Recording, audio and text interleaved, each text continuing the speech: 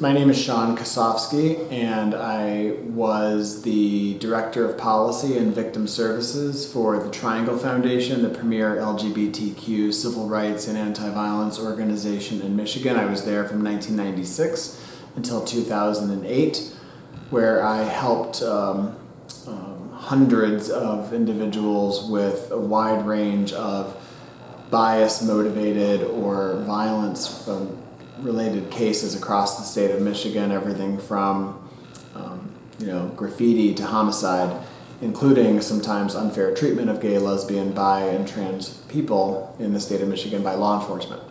When I heard about Joshua, it brought tears to my eyes to hear about how his life has changed by making one wrong decision.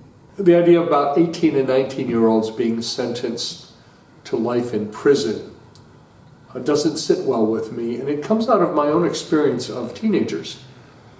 Specifically my three nieces, who are now all 30, and my nephew who's 19. I don't think that until they were about 25 that they really were in a place to understand the ramifications of some of the things that they were doing. So I don't think that arbitrarily 18 and 19-year-olds should be sentenced to life in prison in Michigan, because it is essentially a death sentence. You're going to spend the rest of your time there. I do not believe that a teenager's mind is fully developed to make life-altering decisions, so he should not have been sentenced to life in prison. I think that sentencing young people, adolescents, teenagers, even 18 and 19-year-olds to life in prison is a dramatic act, and in general should be reserved for absolutely the worst, most violent offenders. And even in those cases, there should be some discretion by judges for parole and doing some kind of community service or something if you really do show remorse and should be released from prison. So in the case of Joshua Puckett, I don't believe that someone who wasn't even at the scene of the crime should have been punished the way he is, and certainly a sentence that he got is just over the top. I think that Joshua should be granted his freedom because he has truly remade himself. He didn't have a lot of guidance, I think, young. He was a bit of a rebellious kid, perhaps. But the crime seems to not fit the punishment.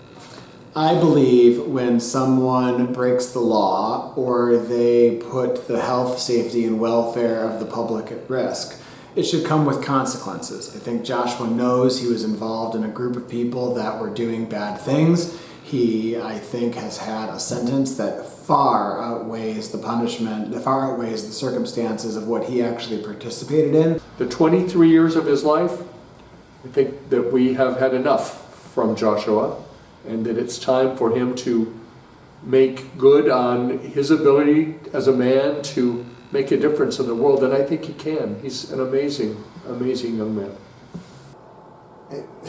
Considering you've been locked up in this place for 23 years, he's been a darn good inmate. He's taken many classes, he's prepared himself for the outside world in case he is granted this freedom.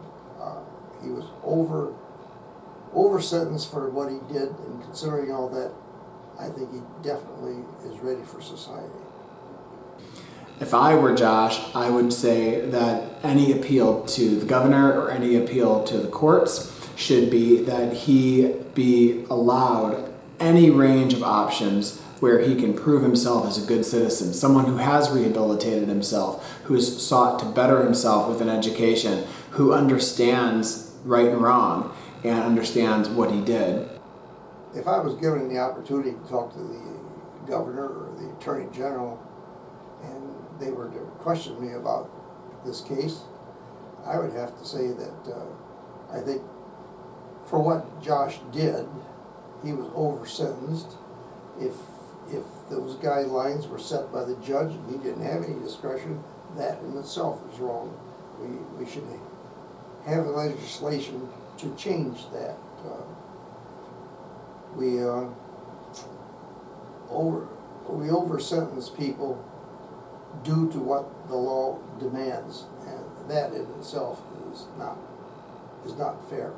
I would definitely call on any lawmaker in Michigan who has the interest and the power and the concern for young people who are caught up in these situations to make an effort to listen to this case, to read this case, to understand the complexity of what happened in Josh's life when he was young, and realize that when your one parent dies and another parent is brutally murdered, and you've seen the things that Joshua has seen, multiple parents being murdered, when you see the things Joshua has seen and suffered the trauma that he has been through, you would understand why someone could make bad choices, especially in their adolescence.